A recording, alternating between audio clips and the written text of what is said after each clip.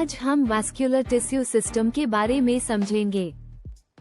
यह topic plants के internal transport system को एक्सप्लेन करता है, मतलब प्लांट के अंदर वाटर और फूड कैसे मूव होता है। अगर तुम इस कॉन्सेप्ट को क्लियरली समझ लोगे तो एनाटॉमी ऑफ प्लांट्स का काफी पार्ट इजी हो जाएगा। सबसे पहले समझते हैं कि वास्कुलर टिश्यू सिस्टम होता क्या है। प्लांट्स के अंदर दो मेन कॉम्प्लेक्स टिश्यूज होते हैं, जाइलम और फ्लोएम। इन दोनों को मिलाकर हम वास्कुलर बंडल्स कहते हैं। ये बंडल्स प्लांट के ट्रांसपोर्ट सिस्टम की तरह काम करते हैं। जाइलम का काम होता है रूट्स से वाटर और मिनरल्स को ऊपर तक ले जाना, जबकि फ्लोएम फूड को लीव्स से बाकी पार्ट्स तक डिस्ट्रीब्यूट करता है। फ्लैट बात करते हैं डाइकोट और मोनोकोट स्टेम्स की। डाइकोटिलीडनस स्टेम्स में जाइलम और फ्लोएम के बीच में एक स्पेशल लेयर होती है जिसे कैम्बियम कहते हैं।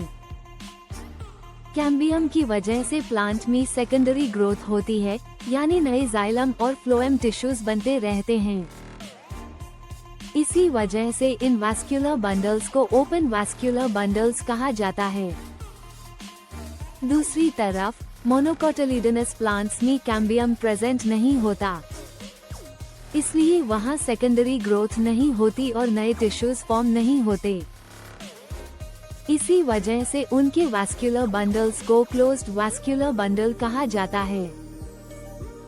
फ्लैट समझते हैं वास्कुलर बंडल के अरेंजमेंट के टाइप्स। जब जाइलम और फ्लोएम अलग अलग रेडी पर ऑल्टरनेट पोजीशन में अरेंज होते हैं तो इस अरेंजमेंट को रेडियल कहते हैं। ये मोस्टली रूट्स में देखा जाता है। और जब जाइलम और फ्लोएम एक ही रेडियस पर साथ साथ प्रेजेंट होते हैं तो इसे कंजॉइंट वास्कुलर बंडल कहते हैं। ये अरेंजमेंट स्टेम्स और लीव्स में कॉमन होता है। इसमें जनरली फ्लोएम जाइलम के आउटर साइड पर होता है। तो याद रखो, जाइलम वाटर ट्रांसपोर्ट करता है, फ्लोएम फूड ट्रांसपोर्ट करता है, कैम्बियम ग्रोथ के लिए इम्पोर्टेंट है और अरेंजमेंट के बेसिस पर वास्कुलर बंडल्स रेडियल या कंजॉइंट हो सकते हैं। अगर तुम इस कॉन्सेप्ट को विजुअलाइज करके या डायग्राम के साथ पढ़ोगे तो यह टॉपिक और भी इजी हो जाएगा।